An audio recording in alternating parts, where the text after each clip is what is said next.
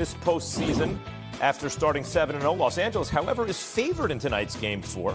Lakers have won 6 of the last 7 games as betting favorites. The lone loss coming in Game 3, which was close until the middle of the fourth quarter. While LeBron James has authored one of the great comebacks in sports history, 3-1, down 3-1, obviously, to 73-win Warriors, he'd have to make history again to reach his 11th NBA Finals. Teams are 0-149 all-time when trailing a series 3-0. Okay, so here is Dave McMenamin on the scene, covering the Lakers throughout these playoffs. Dave, simply put, where are the Lakers' heads? Where are their heads at heading into tonight's Game 4, do or die?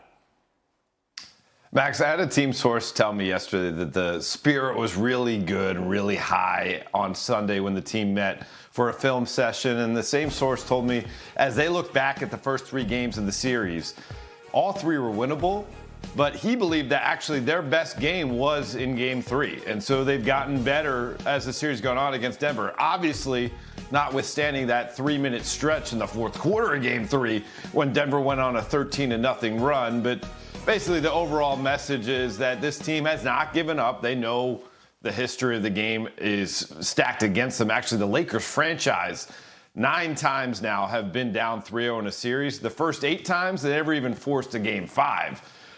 So they are facing that, but they recognize that they've been a team that's been counted out ever since their 2-10 start to the season. They found themselves in some pickles this postseason thus far and have continued to advance. And if they just get Game 4 somehow, avoid a sweep, you know what? Things could change in a Game 5 and beyond. Yeah, I mean, they were in all 3 games so far. Thank you, Dave. Our basketball power index likes the Lakers to extend the series tonight. ESPN Analytics giving the Lakers a 53% chance to force a Game 5 back in Denver. You know, take it 1 game at a time, as Coach Darvin Ham said. It's not 4, it's 3 right now. Joined now by Vince Carter, half man, half amazing, and regular old man, although very good at his job, Brian Windhorst. All right, guys, I got to tell you, the Lakers have played well. I think the Lakers have played well all series. The issue is with Denver is since that bubble series when they came back on the Clippers but then lost to the Lakers, Jokic has gotten better since then. But he didn't really play up to his standards even then, I thought, in that Lakers series in the bubble. The question has been, once Jokic has reached MVP level, the team has not been healthy. When healthy, how good would they be? And Vince, the answer is very, very good. Jamal Murray is one of these Jimmy Butler type dudes who somehow, as good as he is normally, is an MVP level player with the chips on the line. What's the message LeBron should deliver to the rest of the players in this locker room with their backs against the wall? This is simple to me. The message should go like this.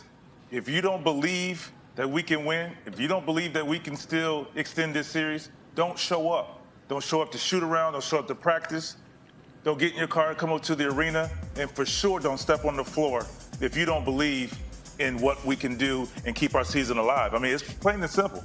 You know, that's just it. You don't need any negativity right now because obviously if you're the Lakers, it's enough of that there's a lot of outside noise already saying it's over. But internally, you must stick together and believe until it's actually over. Lonnie Walker said it. It's to 4. They haven't won 4 games yet. So if you don't believe, stay away from us. You know, it sounds like someone gave the Celtics that speech after Game 2, and they were like, all right, we won't show up. Windy, what's a potential consequence of the Lakers being in this 3-0 hole? Or 0-3. In my day, we used to call it an 0-3 hole, but go ahead. The consequence is really that they've had a spectacular season and that, you know, they are in a position that nobody thought they would be in. And I know that LeBron is 38 years old, but they still have cards to play with this roster. They can, if they want to, they can clear the decks and be aggressive in free agency. The Kyrie Irving option is interesting to say the least. It's very complicated. Can they do it? Yes. Is it simple? No. But they also have the option of just re-signing their free agents, Rui Hachimura, D'Angelo Russell, and Austin Reeves. And they still have a first-round draft pick that they can trade in the future, and they have their pick this year, which they are allowed to trade on draft night after they make it. They still can upgrade this roster. I know that if you're a Lakers fan right now, you're feeling pretty low, But they are absolutely got momentum moving forward and definitely still have things that they can do. And that should be the focus even when the season is over. Reeves, check. Hachimura, check. D'Angelo Russell, he's unplayable. He's unplayable at both ends. Right? He's unplayable right now. And if you can turn him somehow into Kyrie Irving, you'd be nuts not to at least Well, hold on. You can't keep all those. You'd have to get rid of all those guys. It's not. Can't keep Reeves. Didn't I read a tweet that you said? Brian Windhorst says they could somehow keep Reeves and Kyrie. Look, I would need a whiteboard, and Kyrie would have to take less than the max. All right. But yes, the answer is it is possible to do both. To that deal.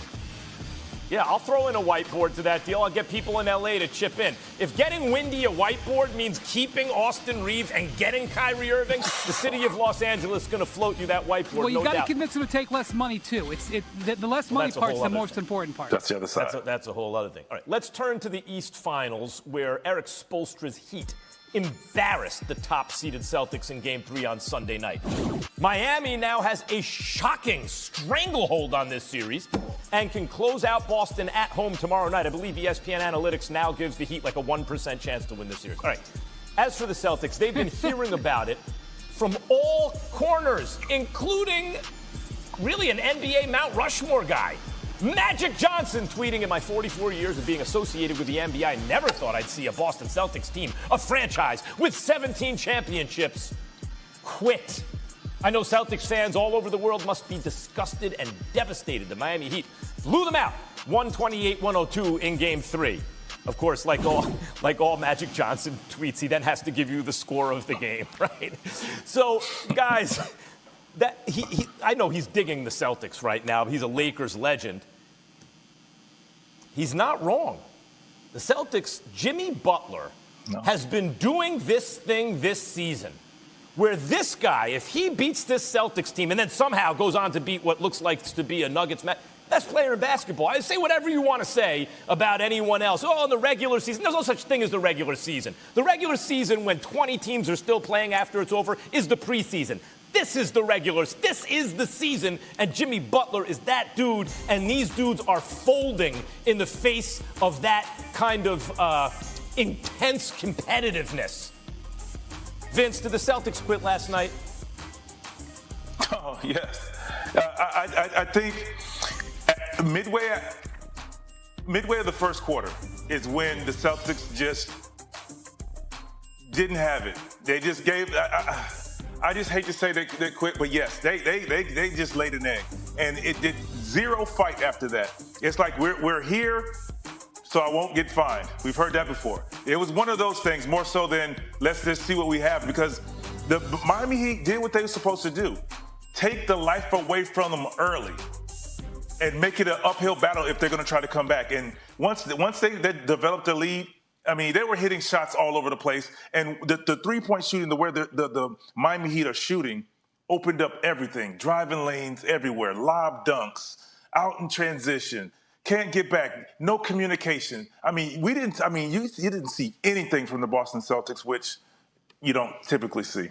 Windy, what's crazy about this, Magic Johnson tweeting it, is that really, what's beating the Celtics right now is the Lakers Southeast. It's Pat Riley's organization. That, Jimmy Butler's a perfect Pat Riley player. Eric Spoelstra, a Pat Riley coach. And David Aldridge had an incredible fact last night. He tweeted out, I saw this morning, 25% of every finals ever played in NBA history, Pat Riley's participated in either as a player, coach, or executive.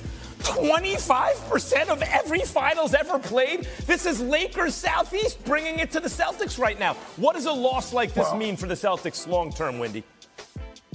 Well, what's going on in this series is you have one team that is very comfortable with adversity, which is the Heat, because they had an adverse regular season. They had a ton of issues that challenged them. They had periods of terrible play. They played in a whole bunch of close games. They're comfortable like that, and the Celtics just aren't. They weren't last year. They weren't in some earlier rounds of this year's playoffs. It really took them getting pushed to the brink to be able to just focus. And the big difference between this year and last year, when the Celtics won the series in 7, that team defended. Ime Udoka made defense the number one priority. The lineups that he played were defensive first lineups. The strategies that he played were defensive first. That is not how Joe Mazzulla is. He is an offensive first coach. He wants to play offensive first players.